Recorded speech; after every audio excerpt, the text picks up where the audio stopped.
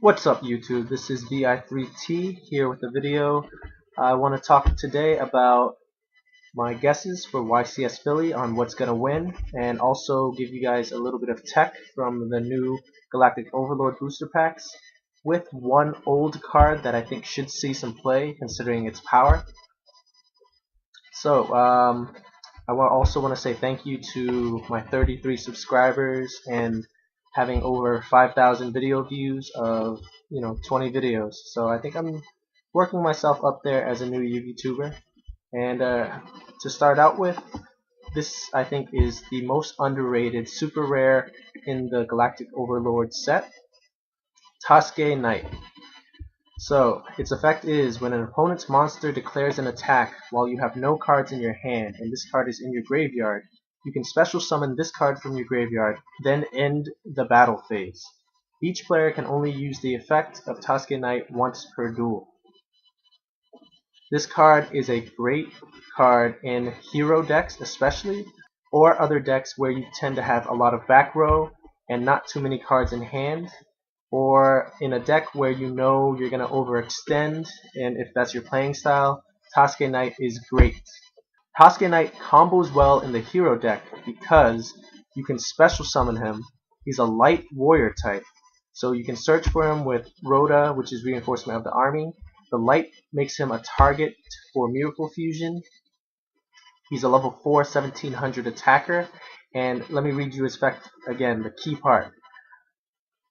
While you have no cards in your hand and this card is in your graveyard, you can special summon this card from your graveyard, then end the battle phase. There's no negative side effect to his effect except for the fact that you can only use it once and you have to have no cards in your hand.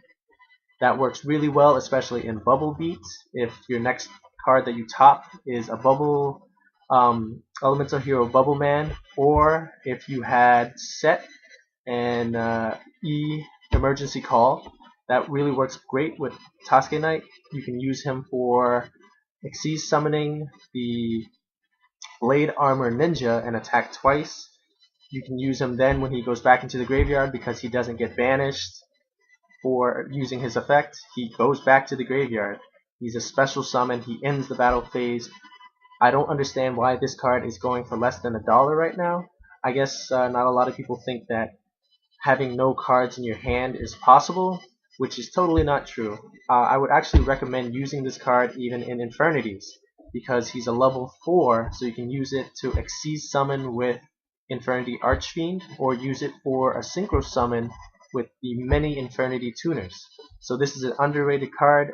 I definitely say if you're playing a warrior deck, play at least one copy of him, especially if you're playing Lightsworn or the Light Ray deck. So continuing on, this is, I feel, a crazy trap card, Dimension Slice. When a monster is special summoned to your side of the field, target one face-up monster your opponent controls. Banish that target. If the summon is an Xyz summon, you can activate this card the turn it was set. That second part of this trap card's effect. If the summon is an Xyz summon, you can activate this card the turn it was set. So banishing monsters is already pretty crazy, but being able to banish a monster on your turn, despite this being a trap card, is amazing. I definitely want to play 1 or 2 copies of this in my side deck, because if I'm going against like a Thunder King or some other monster where I want to try and either Xyz summon or special summon from my hand, and then banish it and steal their monster using Leviair. So if they have a face-up 4-star or lower monster, I can steal it with this card. But also with this card, if they don't negate my Xyz summon, I can use it after I Xyz summon to banish their monster, any big monsters that they have. So this is great to top deck, especially if I have a tour guide in hand and getting ready to Xyz summon.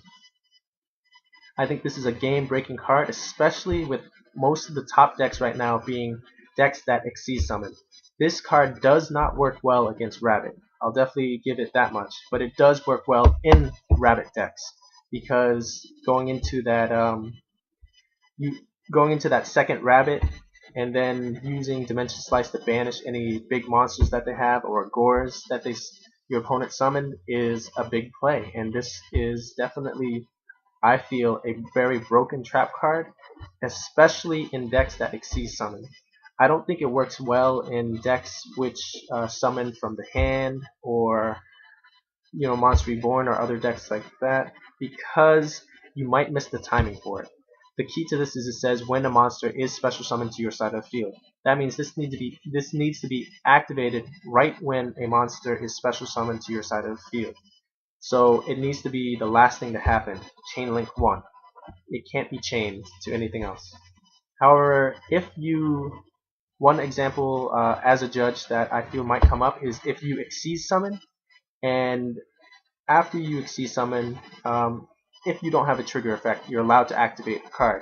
You can activate Dimension Slice, or you can ask your opponent to respond, and if they respond with a Mystical Space Typhoon in response to the special summon, you can still activate Dimension Slice because the timing is still correct, since the last thing to happen was the summon, and you are giving your opponent a chance to respond to an Exceed summon, and you can also respond to the Exceed summon. And my last card that I wanted to talk to you about is Cloak and Dagger.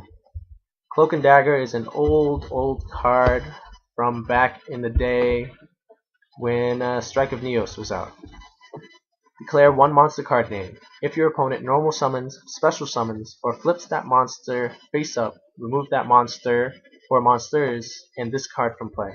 Cloak and Dagger is extremely useful, I feel, against Rabbit, but it's very situational. It's not useful if they have a first turn Logia out, unless you manage to waste their Logia's effect.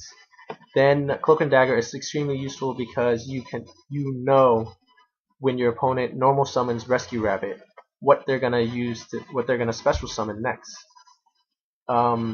Example, if they did a first turn Rescue Rabbit and grabbed 2 Sabersaurus and overlaid it for Logia. Your turn, you set Cloak and Dagger, you waste Logia's effect. Return to your opponent normal summons the Tour Guide into another Tour Guide or a Sangin, seizes into Leviair Dragon. You can activate it before they Exceed summon into Leviair Dragon, or you can chain it when they activate Tour Guide's effect. I wouldn't do either because your opponent can decide to change the monster that they special summon, since Tour Guide's effect doesn't target. And when they special summon the Rescue Rabbit with Leviair's effect, you know that they have to go into Kabazools next. Hopefully your opponent is not being a troll and playing the Earth Dragon. I don't remember what it is, but there are some people who are playing that 1600 Earth Dragon thing and messing a lot of other people up. The nice thing about Cloak and Dagger is once it's activated, the only way your opponent can negate its effects or prevent you from using its effect is to space it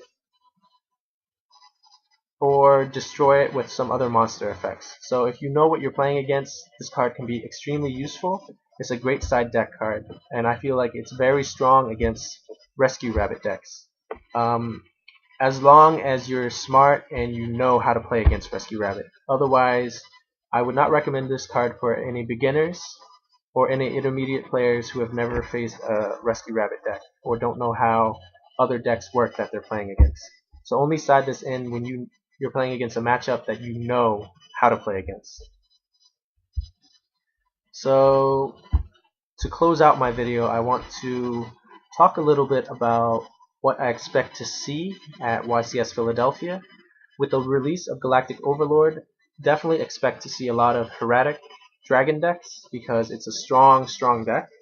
A lot of the decks that I see online right now is the rank 6 with the Heretic King Dragon Adam, and the special summoning with the Red Eyes Darkness Metals, and just mainly concentrating on Exceed summoning level 6s.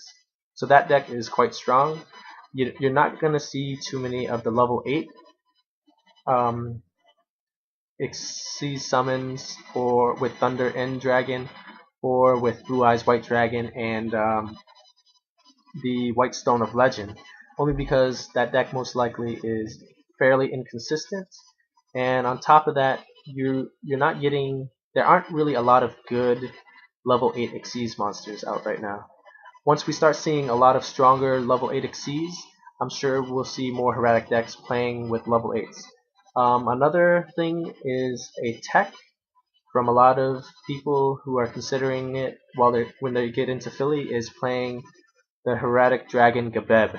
GAOV is an 1800 attack, 4-star light dragon type monster that special summons a normal monster from your deck, hand, or graveyard when you destroy an opponent's monster by battle. So it's the Heretic version of a Guaiba, and if you just play one Alexandrite Dragon, you're pretty much set to spam into rank 4s.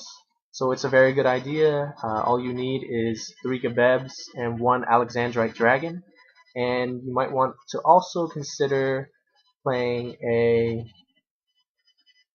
Queen Dragon Jin, since she's a rank 4 dragon that prevents other dragons from being destroyed by battle. And you can also detach to special summon a level 5 or higher dragon, although that won't be useful if you're only playing the 3 GAOVs and the Alexandrite Dragon. However, it is very useful in a regular Heretic deck. I'd like to talk about, I wanted to spend some time talking about the other GAOV cards that are most likely going to see a lot of play, but I'm sure other people have covered it and you know that it's going to be coming. But I wanted to cover the rares and the one underrated super that I feel is extremely strong in a deck, side deck or not. It's just really powerful, especially with Chaos running around and Heroes running around. A lot of times those decks just need one more turn to end it all. For my other predictions, windups, sad to say, I think is pretty much dead at this point. So why do I think windups are dead?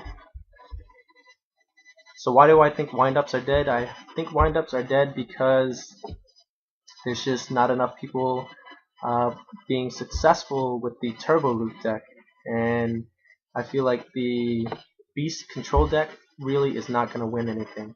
It's the side deck of the windup turbo loop that's going to win games and possibly help windup decks top.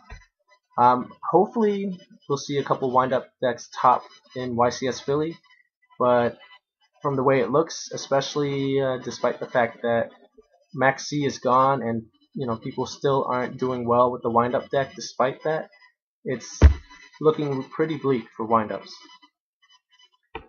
With Dino Rabbit, if you're watching the random stuff I have going on while I'm talking, Dino Rabbit is still a strong deck. Forbidden Lance is still a great card, and Jirak Waibas, the return of Jirak Waibas to the Rabbit deck is gonna help it top.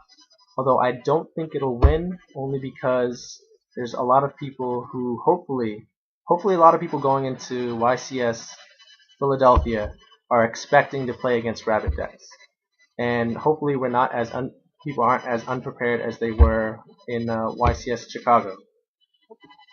So the only other deck that is going to get a super huge boost is Inzectors. Inzectors gotta win because they have their most broken Inzector card to help Xyz summon.